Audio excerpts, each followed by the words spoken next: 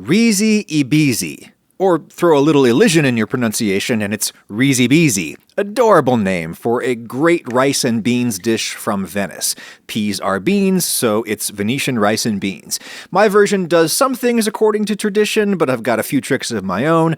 First, I'll grab a white onion. Red would stain the dish a bit. I'll dice this as finely as I reasonably can. Then I'll put about half of it into a pot with about 2 quarts of water in it, 2 liters-ish.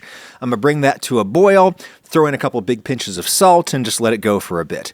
Risi bisi is traditionally made with fresh, sweet spring peas, bisi. Fresh peas are very hard to find where I live. They're only sweet for a brief window of time, but I saw these at my grocery and I figured, hey, let's give them a chance. They look okay. You can use frozen peas if necessary, but one reason to use fresh is you traditionally make a quick green stock out of the pea pods. My peas didn't come with their pods, so instead I'm throwing in a few big handfuls of spinach.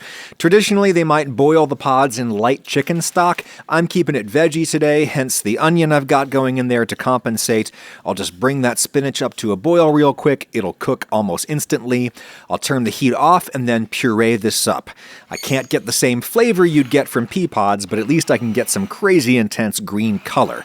Got that reasonably smooth, and then I'm going to strain out the fibers. Sorry about the steam treatment there.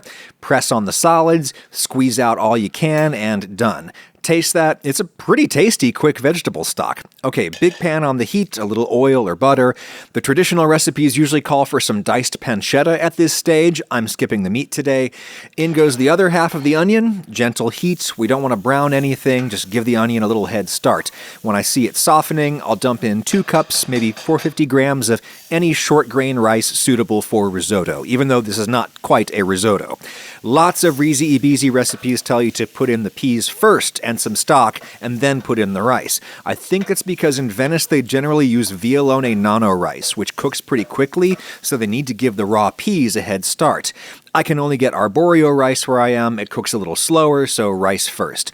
Unlike risotto, most traditional risi bisi recipes do not call for white wine, but hey, it's vino verde, so I'm keeping with the whole green theme, enough to just cover and let that absorb.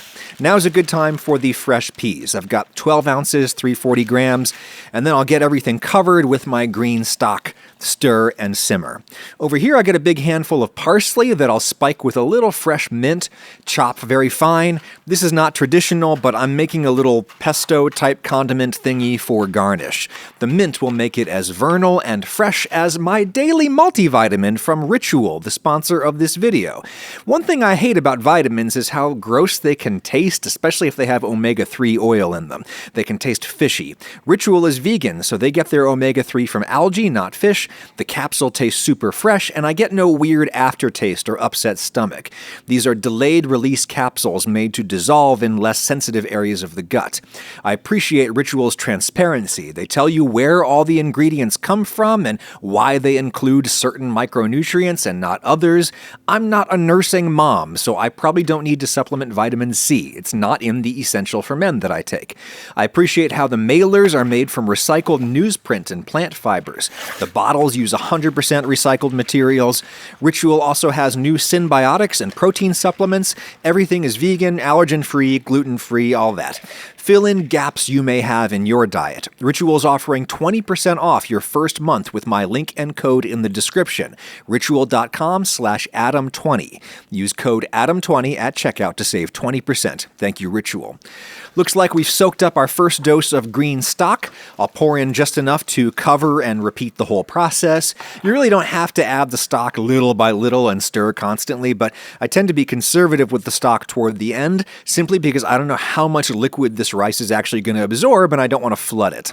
I bet you thought it looked like way too many peas at first, but it all evens out as the rice expands. We're making at least 4 dinner-size portions here. I figure half a cup, 50 or 60 grams of rice per person. I've got my herbs for garnish pretty fine now. You could do this in a food processor, but I didn't want to get mine out. Now I'm going to sprinkle on some coarse salt to help me grind this down a little with the side of my knife.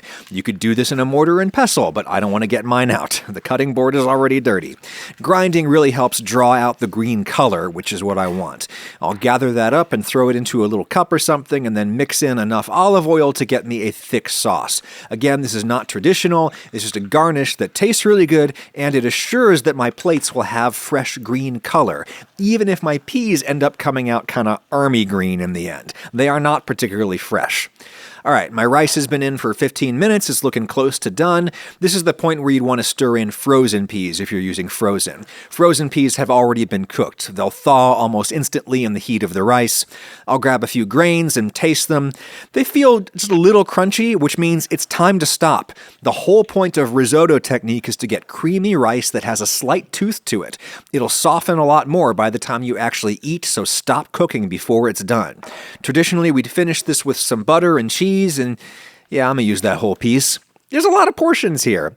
Then I'll grate on a big pile of cheese, Parmesan. As always, I think the best non-dairy option here is some vegan sour cream. That does the job of both the butter and the cheese. Now, risi bisi is not risotto. It's supposed to be somewhere between a risotto and a soup, so I need more liquid, but I'm out of stock. I always like a little fresh wine at the end, and you could totally just put in some more water at the end too. Just taste for seasoning and see if it needs more salt. White pepper would be a traditional spice here. I've seen people use nutmeg. And honestly, if you use frozen peas, yours will probably be a lot brighter green than mine. To compensate, I'm going to drizzle on some of my herb oil and just swirl it in a bit. It's delicious, and it's instant guaranteed green. Fresh, not frozen peas have their downsides. It's really hard to get them really fresh, but one thing they have over frozen peas is a much smoother interior texture. Fresh peas kind of pop in your mouth like caviar, and the inside is just velvety. Everything here is velvety, and the flavor is outstanding. Very strong, very vegetal. I'm not missing the pancetta at all, though maybe I'll make it with pancetta sometime. For now, I'm happy to just have rice and peas. Unbeatable combination.